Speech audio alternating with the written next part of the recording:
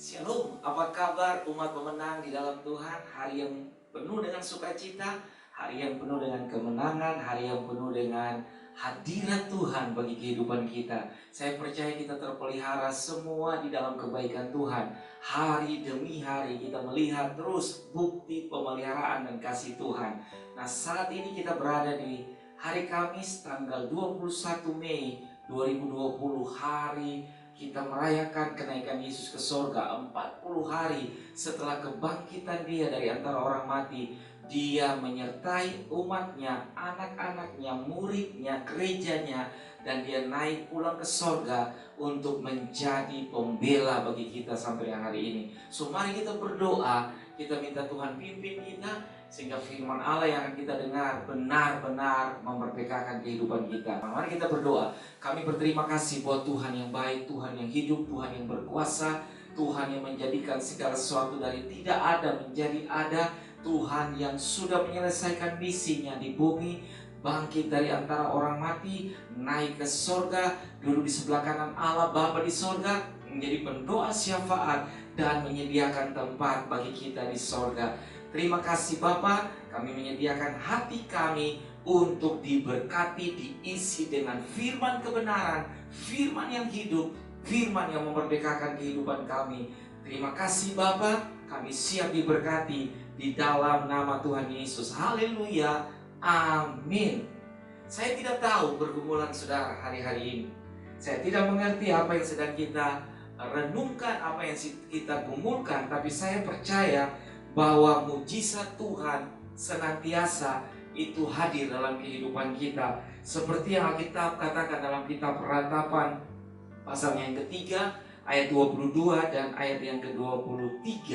Kitab Ratapan pasal yang ketiga 22 dan 23 mengatakan begini: tidak berkesudahan kasih setia Tuhan, tak habis-habisnya rahmatnya, selalu baru tiap pagi, besar kesetiaanmu.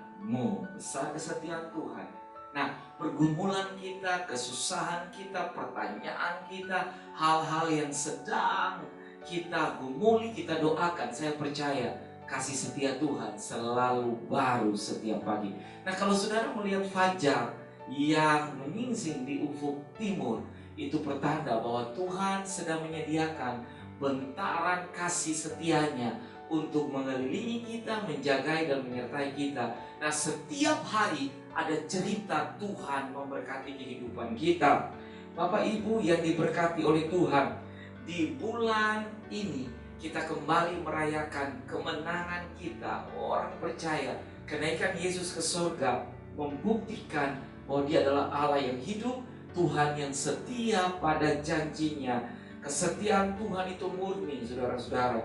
Tidak menunggu kita baik dulu baru Tuhan setia atau Tuhan baik, tapi justru dia mencari kita dalam keadaan kita rapuh, dalam keadaan kita tidak berpengharapan, dalam kita berdosa, dalam keadaan kita sedang berkecamuk, di dalam semua keadaan-keadaan gelap hidup kita. Justru saya mau kasih tahu, inisiatif biasanya datang dari pihak sorga, dari pihak Allah. Kasihnya senantiasa datang dalam kehidupan kita. Inisiatif selalu punya Tuhan. Manusia pada saat berdosa biasanya lari tinggalkan Tuhan, lari meninggalkan kesetiaannya kepada Tuhan. Justru dalam keadaan kita tidak setia, dia tetap Allah yang setia. Bapak Ibu yang saya kasihi di dalam Tuhan, kasih adalah tindakan inisiatif Allah untuk mencari manusia. Dan siapa kasih itu? Kasih itu adalah Yesus sendiri. Bukti kasih Allah yang besar kepada manusia ketika anaknya Yesus diberikan kepada kita, mati di kayu salib bagi dosa-dosa kita, bangkit pada hari yang ketiga dan menampakkan diri kepada para muridnya, dan pada masa 40 hari dia naik ke sorga menyediakan tempat kepada kita. Bapak Ibu yang saya kasihi di dalam Tuhan, dalam ibadah kenaikan Yesus tanggal 21 Mei 2020, kita mengenang kembali semua bukti kasih Tuhan kepada kita. Kenapa Yesus harus kembali ke sorga? Pertanyaannya, Ada 3 hal yang saya gariskan pada pagi hari ini buat kita sama-sama belajar. Karena dia berasal dari sorga. Dia harus kembali ke sorga karena sorga adalah asal mulanya. Dia berasal dari sorga dan dia harus kembali pulang ke sorga. Yang kedua, saudara-saudara, karena dia telah menyelesaikan misinya di bumi.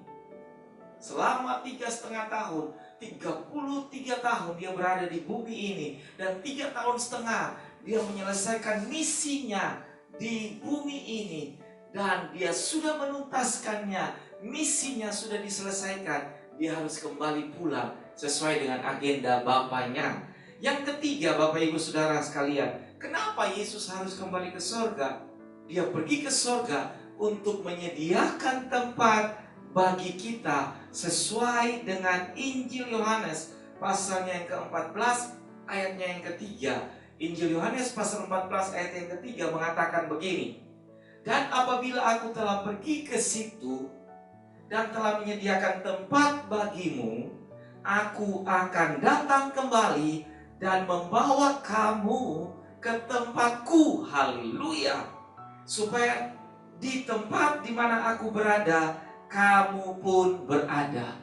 Dia berasal dari sorga dan dia kembali pulang ke sorga, menyediakan tempat bagi kita, supaya tempat di mana dia berada, kelak nantinya kedatangannya kembali, menjemput gerejanya, orang salehnya, dia membawa pulang ke sorga, supaya tempat di mana dia berada, kita pun akan berada bersama-sama dengan dia. Ingat khotbah saya minggu yang kemarin. Kita adalah warga negara kerajaan sorga yang hanya mampir tinggal di bumi ini dalam masa hidup yang singkat. Tapi Alkitab mengatakan kita akan kembali pulang ke sorga. Tempat di mana Yesus ada, kita pun akan berada. Haleluya. Mari Bapak Ibu Saudara yang diberkati Tuhan, saya ajak kita buka di dalam Injil Lukas pasal yang ke-24. Injil Lukas pasal yang ke-24 ayat yang ke-50 sampai dengan ayat yang ke-53. Injil Lukas pasal yang ke-24 ayat yang ke-50 sampai dengan ayat yang ke-53.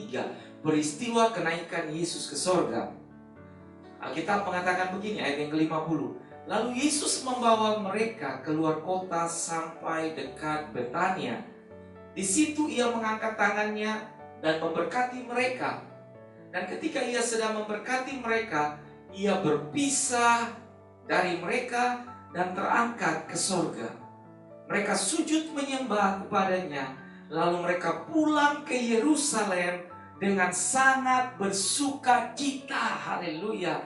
Mereka senantiasa berada di dalam bait Allah dan memuliakan Allah. Nah, ini peristiwa kenaikan Yesus ke sorga, menuntaskan segala misinya selagi dia ada di bumi. Selama masa penantian kenaikan Yesus ke sorga, dia banyak sekali mempersiapkan para muridnya.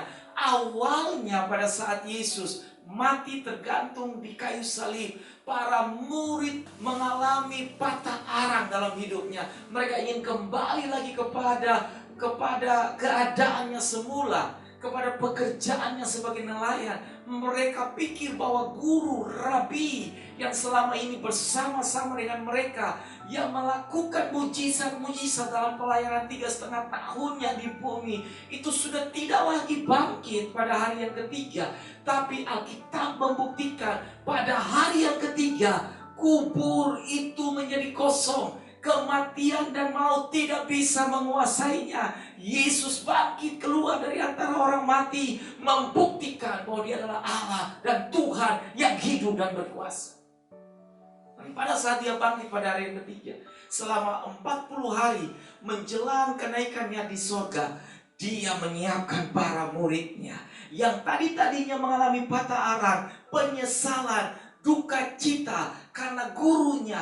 Alkitab mengatakan bahwa mereka dipersiapkan sebelum Yesus naik ke surga. Dia sudah menyiapkan para muridnya, gerejanya, untuk menunaikan tugas misi selanjutnya. Haleluya.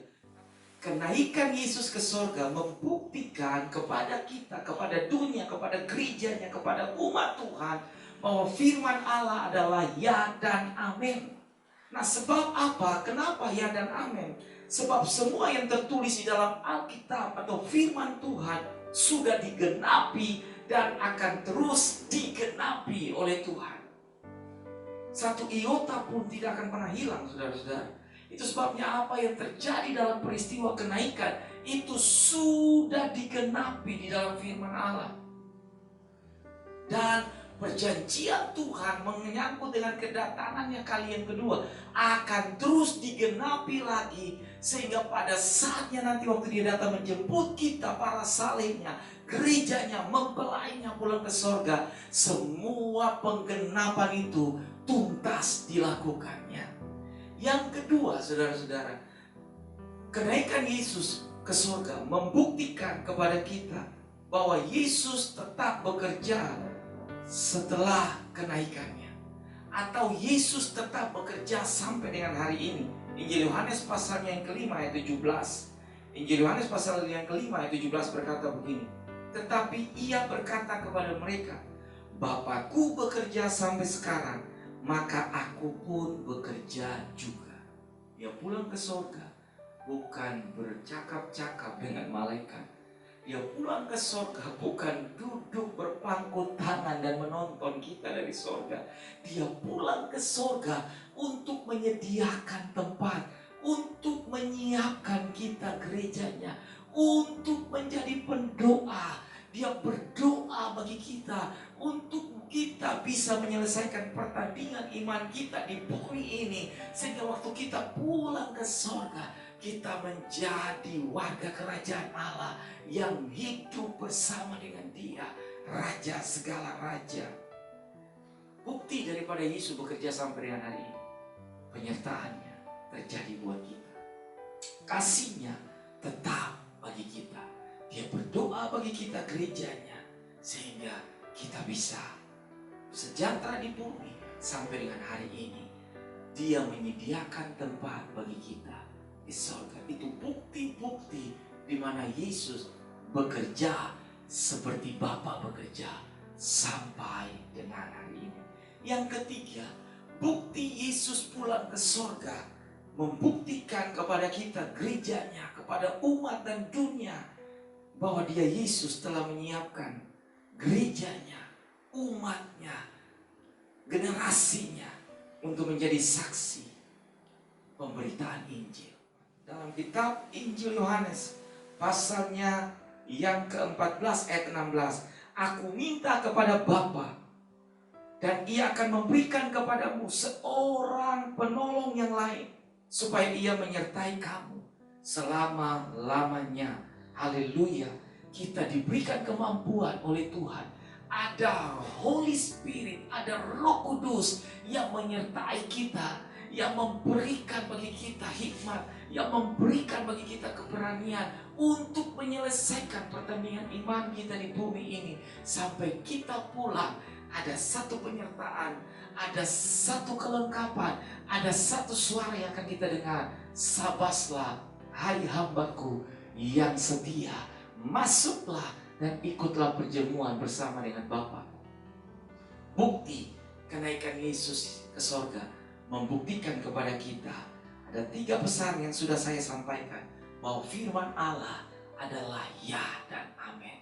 Yang kedua, Dia tetap adalah Yesus yang bekerja sampai dengan hari ini. Yang ketiga, Dia menyiapkan gerejanya untuk melangsungkan misi kerajaan Allah sampai Dia datang kali yang kedua, menjemput kita orang saleh dan gerejanya, mempelainya pulang ke surga. Dalam Injil Lukas pasal 24 ayat 52, dalam peristiwa kenaikan Yesus yang tadi baru saja kita bacakan bersama-sama, kita berkata begini, mereka sujud menyembah kepadanya, lalu mereka pulang ke Yerusalem dengan sangat bersukacita. Yerusalem adalah tempat di mana para murid Yesus diperlengkapi. Yerusalem adalah kota awal pergerakan gereja mula-mula dan menyebar ke seluruh dunia. Apa arti dari Yerusalem? Yerusalem adalah kota Allah. Yerusalem adalah kota Raja Agung. Yerusalem adalah kota kudus, kota damai, kota keadilan dan kota setia. Nah, Yerusalem adalah tempat di mana semua umat Tuhan gereja awal diperlengkapi untuk menjalankan misi Tuhan sampai ke pelosok dunia yang ada. Saya tutup dengan pesan-pesan seperti ini. Kenaikan Yesus ke sorga bukan hanya menyediakan tempat bagi kita di sorga, namun lebih dari itu, Yesus pulang ke sorga untuk menyiapkan gerejanya bagi tempat yang kudus di sorga. Orang yang pulang ke sorga adalah orang yang punya DNA sorga. Setiap umat Tuhan yang punya DNA sorga akan pulang ke sorga, akan kembali ke sorga dengan identitas sorga. Kita ada di bumi ini dengan identitas sorga, dan identitas sorga atau DNA sorga akan mengantar kita pulang ke sorga, sehingga sorga itu mengenal semua yang pulang ke sana punya DNA dan punya identitas sorga. Mari kita berdoa bersama-sama. Bapa di sorga, kami berterima kasih buat pagi ini. Dalam peristiwa kenaikan Yesus ke sorga, pada tahun ini kita merayakannya kembali, sehingga kita umat Tuhan diberikan kemampuan, diberikan anugerah, diberikan keberanian untuk tetap mengikuti Yesus dengan setia sampai dengan akhir. Dan pada akhirnya nanti waktu Yesus datang menampakkan dirinya kali yang kedua, mengambil pulang gerejanya, umatnya, mempelainya pulang ke sorga, kami pulang dengan DNA sorga. Terima kasih Bapa di sorga. Aku percaya umatmu dibuat sanggup, umatmu dibuat tetap setia, umatmu tetap dibuat berani untuk memberitakan Injil, umatmu tetap diberikan kesanggupan oleh Tuhan untuk tetap setia sampai akhir hidup kami. Terima kasih Bapa di sorga. Mari umat Tuhan, angkat kedua belah tanganmu dan terimalah berkat Tuhan. Bapa di sorga menghadapkan wajahnya kepadamu dan memberikan bagimu kasih dan setianya. Damai dari Yesus senantiasa menjadi bagian dalam hari-harimu. Pertolongan penghiburan dari Roh Kudus mengerjakan penghiburan dan sukacita kepada engkau dan saya. Diberkatilah kehidupan kita waktu kita keluar.